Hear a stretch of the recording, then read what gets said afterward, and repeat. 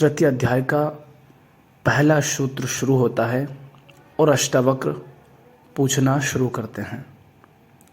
द्वितीय अध्याय में जनक ही बोलते रहे। अब अष्टावक्र ये देखना चाहते हैं कि जनक जो बोल रहे हैं जानकर बोल रहे हैं या सिर्फ दोहरा रहे हैं।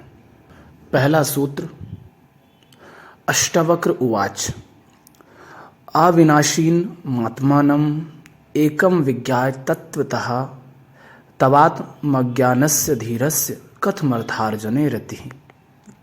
अर्थात अष्टावक्र जनक से कहते हैं, आत्मा को तत्वतः एक, अद्वैत और अविनाशी जानकर भी क्या तुम आत्मज्ञानी धीर को धन कमाने में अभी भी रुचि है?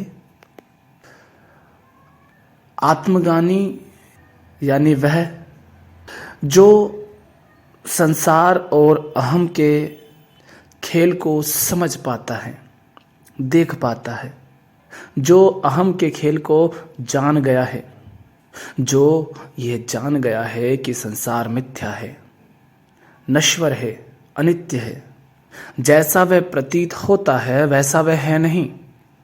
जिस अपूर्णता को संसार से पूरा करने के प्रयास में सारा संसार दौड़ता रहता है, वह संसार से कभी पूरी नहीं होती। तो अष्टावक्र जनक से पूछ रहे हैं कि आप कह रहे हैं संसार आपका ही प्रक्षेपण है, संसार अहम का ही प्रक्षेपण है और संसार मिथ्या है। तो संसार यदि मिथ्या है तो उससे कुछ भी शाश्वत कैसे हासिल हो सकता है? संसार यदि अहम का ही प्रक्षेपण है तो उसमें नया कुछ भी कैसे हो सकता है? जो अहम में नहीं है वह संसार में कैसे हो सकता है यदि वह अहम का ही प्रक्षेपण है? पहाड़ी के सामने खड़े होकर यदि तुम चिल्ला रहे हो तो उधर से वही लौट कर आएगा ना जो इधर से तुमने बोला।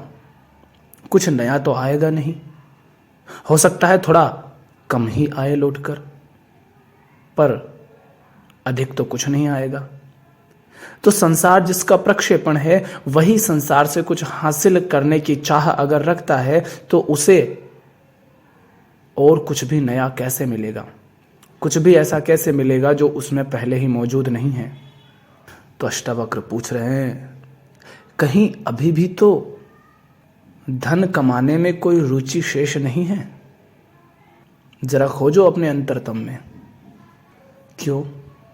क्योंकि अहम होता है जिसकी कामना होती है कि संसार से कुछ पालूं, कुछ हासिल कर लूं, कुछ लाभ हासिल कर लूं।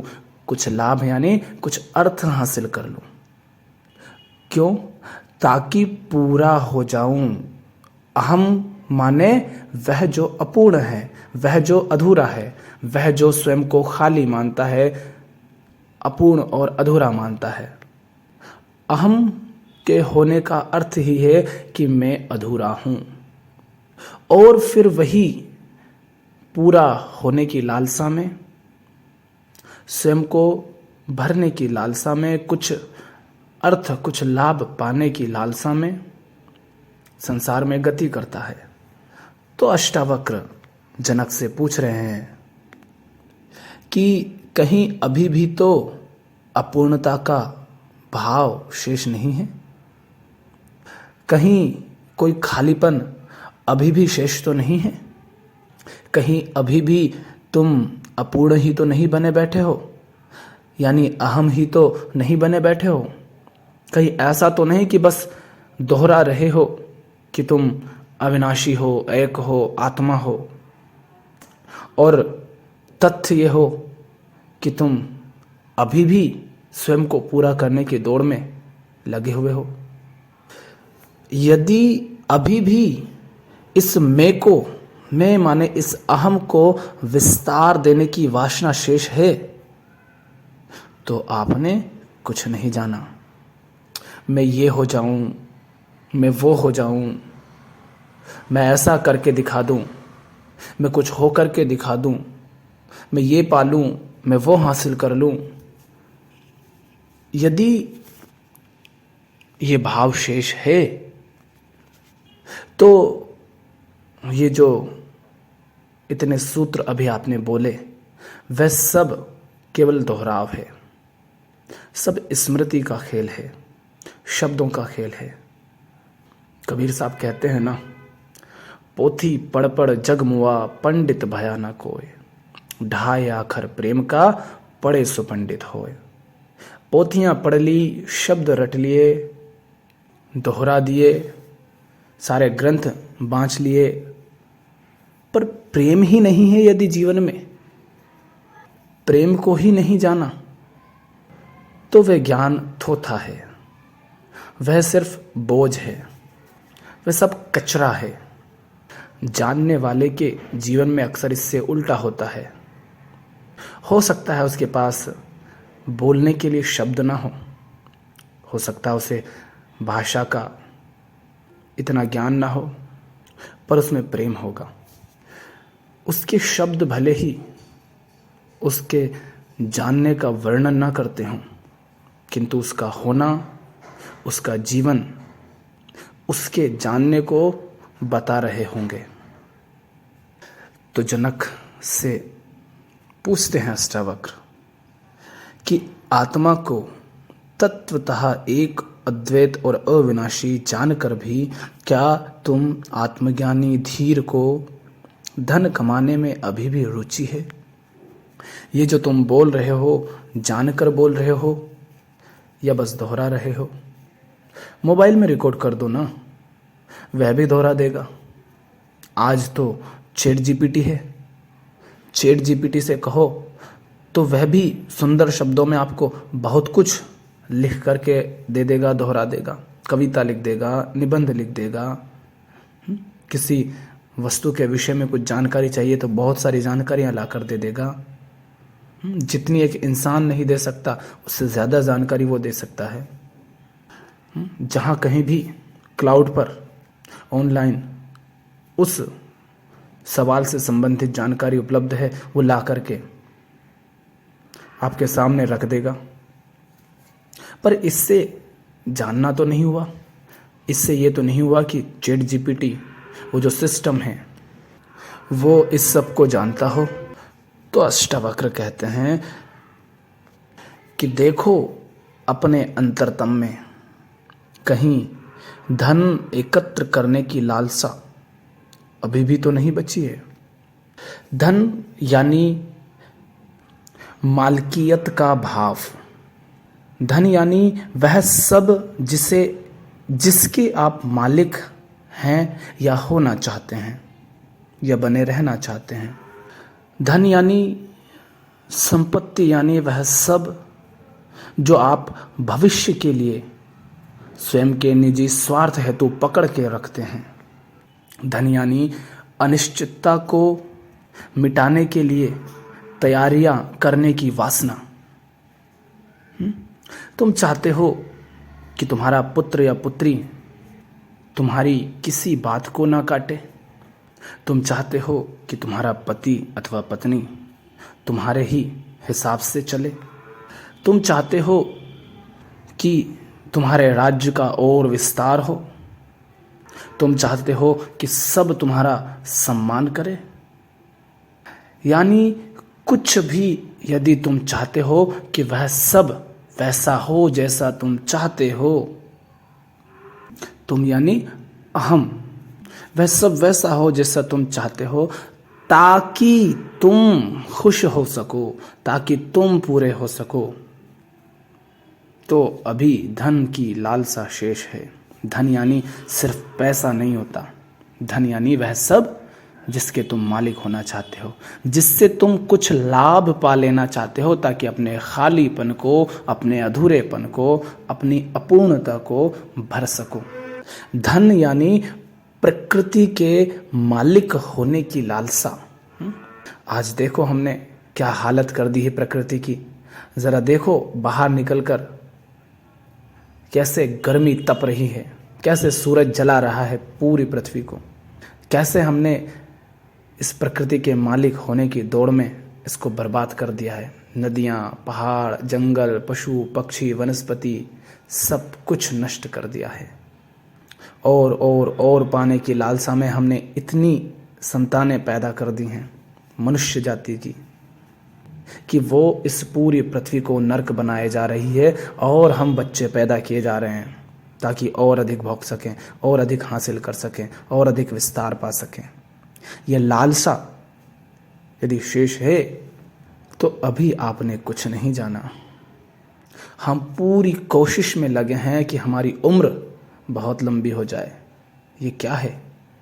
पृथ्वी को हम अपने हिसाब से चलाना चाहते हैं। हम मंगल के मालिक हो जाना चाहते हैं। हम वहाँ भी पहुँच जाना चाहते हैं। पृथ्वी को बर्बाद करके उससे भी बर्बाद कर देना चाहते हैं। ये कौन लोग हैं ऐसे? ये वो लोग हैं जिनकी प्यास अभी बुझी नहीं।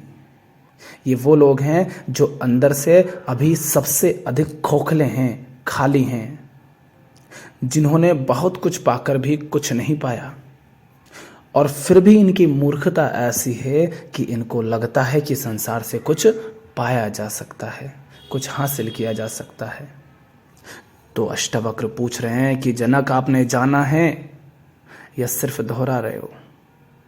अगर दोहरा रहे हो तो बीमारी मिटी नहीं, दवाई तुमने खाई नहीं।